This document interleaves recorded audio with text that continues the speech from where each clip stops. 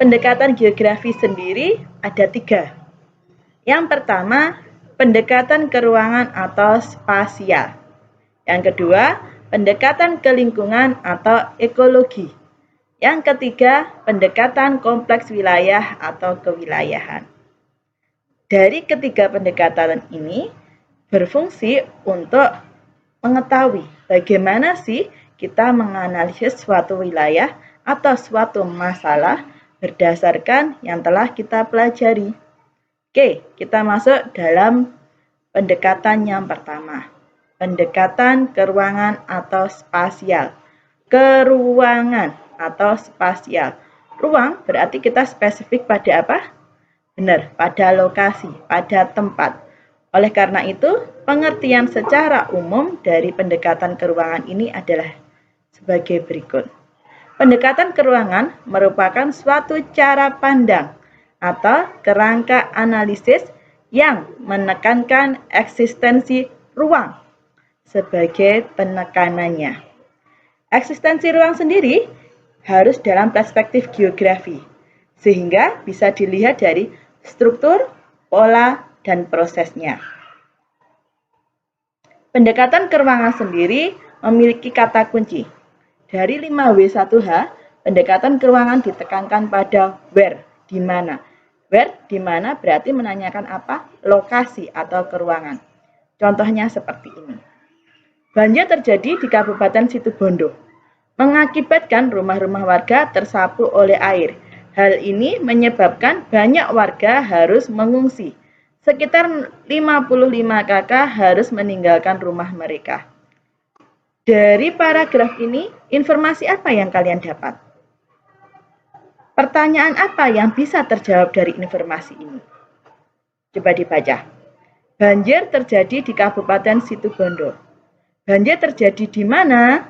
Banjir terjadi di Kabupaten Situbondo. Ada jawabannya. Bagaimana banjir itu terjadi? Apakah kalian mendapatkan jawabannya dari informasi ini? Tidak ada. Kapan banjir itu terjadi? Tidak ada juga. Apa saja yang menjadi hasil dari banjir itu? Ada, tetapi hanya sebagai kalimat penjelasnya saja.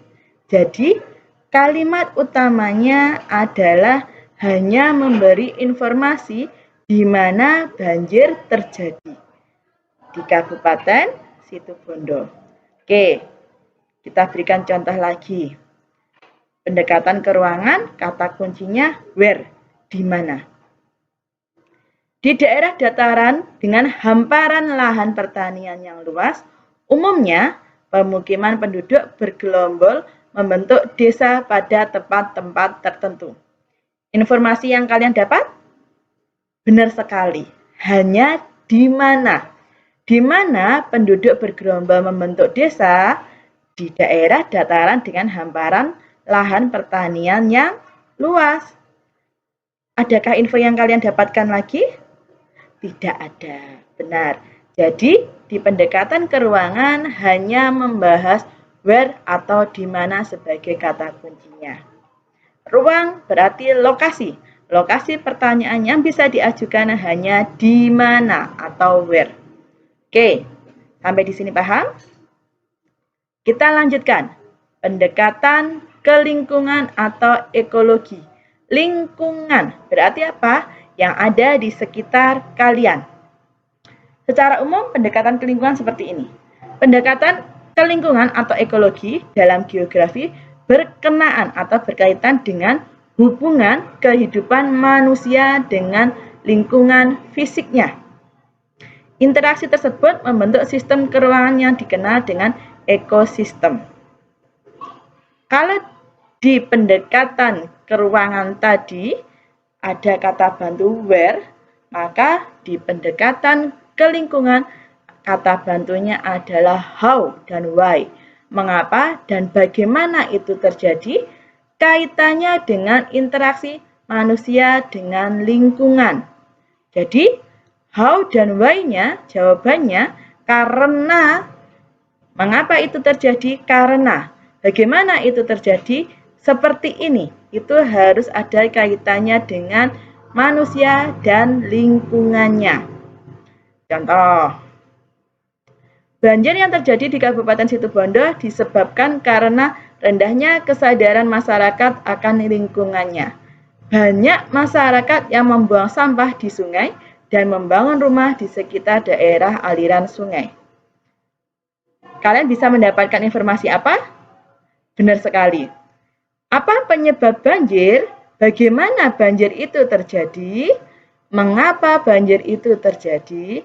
Bagaimana banjir itu terjadi? Banjir terjadi karena masyarakat membuang sampah di sungai dan membangun rumah di sekitar daerah aliran sungai. Ada masyarakat berarti manusia, membuang sampah di sungai berarti lingkungan, membangun rumah di sekitar daerah lingkungan sungai berarti lingkungan juga. Jadi, menjawab pendekatannya adalah pendekatan ekologi atau kelingkungan. Menjawab how, bagaimana banjir terjadi, dan why, mengapa banjir itu terjadi, kaitannya dengan manusia dan lingkungannya. Contoh lagi, apakah dari sini kita bisa menjawab how dan why? Banyaknya pabrik besar di sekitar sungai Siak Riau menyebabkan air sungai tersebut menjadi tidak jernih.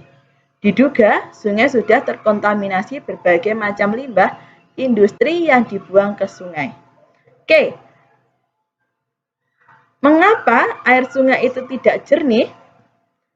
Karena sungai sudah terkontaminasi berbagai macam limbah industri yang dibuang ke sungai. Manusia berarti air sungai sudah terkontaminasi. Siapa yang mengkontaminasi? Limbah industri yang dibuang oleh manusia. Lingkungannya, Bu, yang dibuang ke sungai. Seperti itu. Paham untuk pendekatan ekologi atau kelingkungan? Oke, kalau bingung silakan dicatat dulu pertanyaannya. Nanti kita diskusi. Kita lanjutkan. Pendekatan kompleks wilayah atau kewilayahan. Muncul kata kompleks, berarti lebih dari satu, bahkan 2-3. Benar sekali, kompleks wilayah. Kompleks wilayah secara garis besar ini. Analisis ini berdasarkan pada kombinasi antara keruangan dan ekologi. Menekankan pada area differentiation. Kemarin masih ingat konsep geografi diferensiasi area. Berarti adanya perbedaan karakteristik setiap wilayah. Karena berbeda, akhirnya mendorong setiap wilayah untuk berinteraksi dengan wilayah lain. Oke, kata bantunya apa sih, Bu, untuk pendekatan kompleks wilayah? Sama seperti ekologi, hanya ada how dan why. Bagaimana dan mengapa, tetapi harus berkaitan dengan dua wilayah atau lebih. Itu, jadi harus ada dua wilayah atau lebih yang berkaitan. Contohnya, tadi kita bahas banjir, sekarang banjir lagi. Banjir yang terjadi di Kabupaten Situbondo, selain dikarenakan curah hujan yang tinggi, juga disebabkan karena limpasan air dari daerah hilir atau Bondowoso. Hal ini disebabkan karena hutan yang ada di daerah Bondowoso telah gugur. Bondowoso dengan Situbondo sudah jelas beda kabupaten. Sehingga apa? Ketika menganalisis banjir yang ada di Situbondo, kita harus melibatkan Bondowoso. Sehingga yang cocok pendekatannya adalah pendekatan kompleks wilayah atau kewilayahan. Contoh yang lain, pernah dengar banjir di Jakarta? Ya, setiap tahun Jakarta banjir sehingga menyebabkan keributan dan berbagai masalah yang timbul. Kita coba bahas. Alih fungsi lahan untuk pemukiman, villa, resort, dan hotel di wilayah Bogor dan Bandung menjadi salah satu penyebab terjadinya banjir di Jakarta. Banjirnya terjadi di mana, Nak? Di Jakarta. Terus, yang menyebabkan wilayah mana? Bogor dan Bandung. Sehingga banjir yang terjadi di Jakarta bisa dianalisis menggunakan pendekatan kompleks wilayah atau kewilayahan. Ingat, kompleks wilayah berarti ada dua wilayah atau lebih yang berinteraksi. Oke, sampai di sini di pendekatan jelas? Paham anak-anak? Setelah tadi membahas tentang pendekatan, lanjut kita akan membahas tentang prinsip geografi. Oh, tidak hanya orang ya ternyata yang memiliki prinsip, geografi pun memiliki prinsip. Prinsip geografi sendiri ada berapa yang kalian tahu? Benar sekali, ada 4. Yang pertama, prinsip distribusi atau persebaran. Yang kedua, prinsip interrelasi atau keterkaitan. Yang ketiga, prinsip deskripsi atau penggambaran. Yang keempat, prinsip korologi atau prinsip gabungan. Distribusi, interrelasi, deskripsi, korologi. Bisa membayangkan? Oke.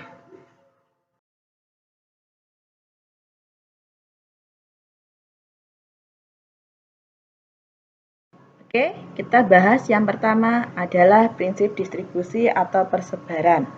Secara umum, distribusi bisa kita artikan seperti ini.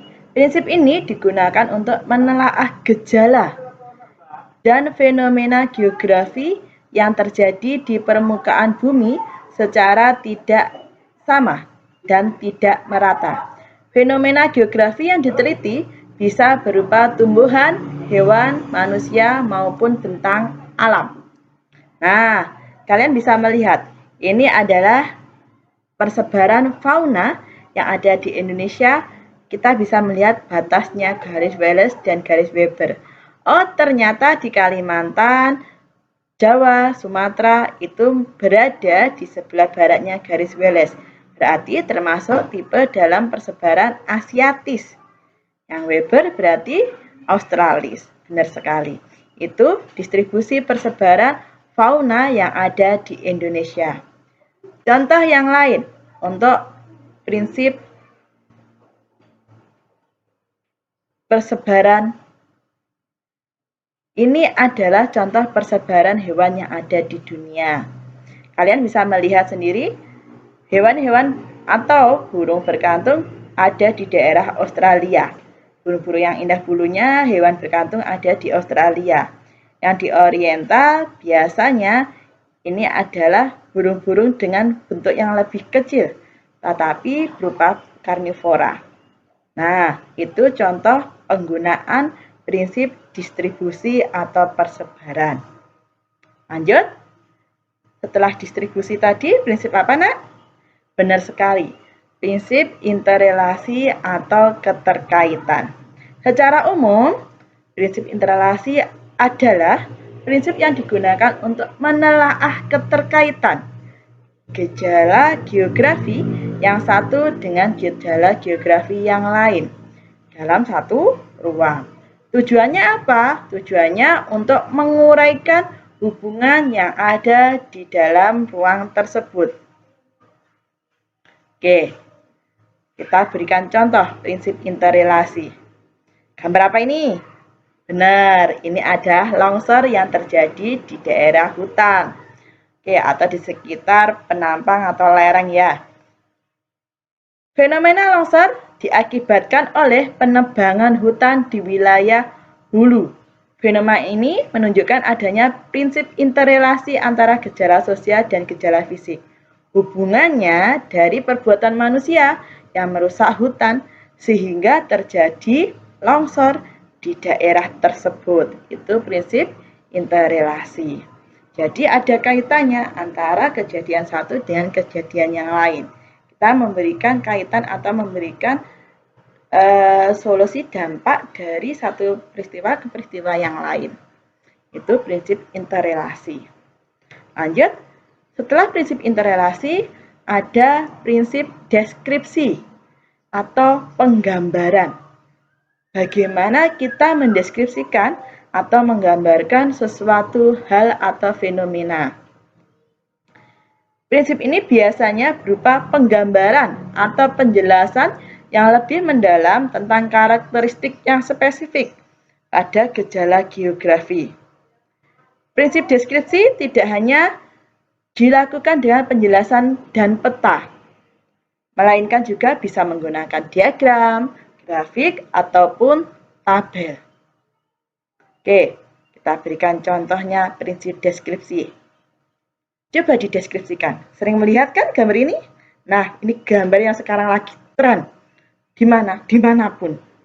Ini adalah peta data tabel persebaran COVID-19. Orang-orang yang terkena COVID-19. Gambar ini menunjukkan data dan persebaran dari COVID-19 di Kabupaten Situbondo.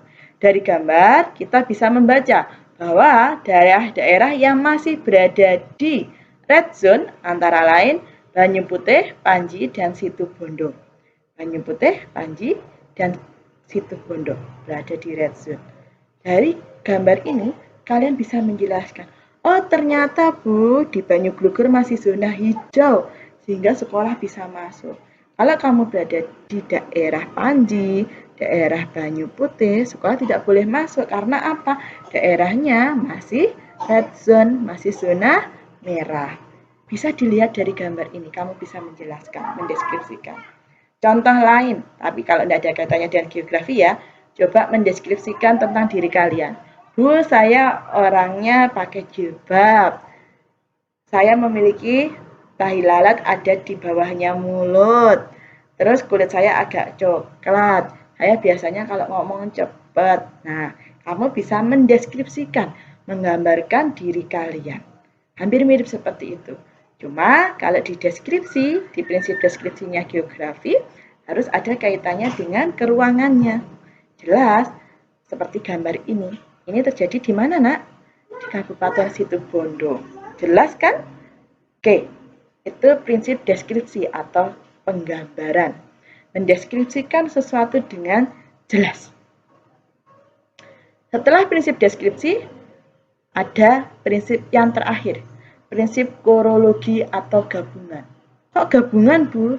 Ya, korologi merupakan prinsip gabungan dari 3 prinsip sebelumnya. Prinsip apa saja tadi, Nak? Prinsip distribusi atau persebaran, terus prinsip interrelasi atau keterkaitan, dan prinsip deskripsi atau gambaran. Prinsip korologi bertujuan untuk menelaah fakta dan gejala serta permasalahan yang terjadi di suatu tempat.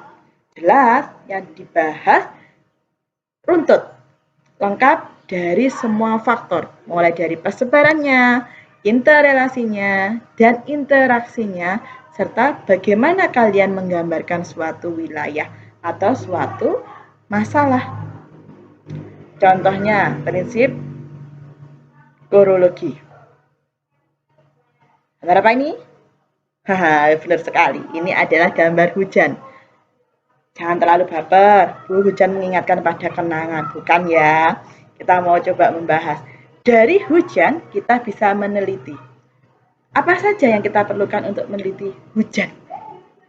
Dalam meneliti fenomena hujan, harus diteliti dulu persebaran hujan yang terjadi di Indonesia. Berarti prinsip apa? Distribusi, benar. Apa penyebab perbedaan curah hujan? Di Situbondo kok jarang, di Madiun kok sering hujan. Apa perbedaannya? Apa penyebabnya? Berarti prinsip apa? Interrelasi. Benar sekali keterkaitannya. Dan apa dampak yang ditimbulkan dari perbedaan tersebut? Apa dampak yang ditimbulkan dari hujan yang deras dengan hujan yang ringan intensitasnya? Itu berarti kita sudah mengulas dalam deskripsi tentang hujan. Berarti kita menggabungkan semuanya mulai dari distribusi, interrelasi, dan deskripsi sehingga membentuk menjadi prinsip korologi atau gabungan. Oke anak-anak, sampai di sini paham? Kalau ada yang tidak jelas, silakan kita diskusi di WA Group. Ibu cukupkan dulu untuk pertemuan di hari ini. Terima kasih banyak. Semangat belajar selalu. Dan jangan lupa, agar segera berakhir pandemi ini, kita berharap semuanya tetap di rumah saja. Selalu jaga kesehatan dan jika terpaksa keluar, usahakan untuk selalu memakai masker, hindari kerumunan, dan selalu cuci tangan sebelum dan sesudah melakukan aktivitas. Terima kasih untuk hari ini. Wassalamualaikum warahmatullahi wabarakatuh. Selamat pagi.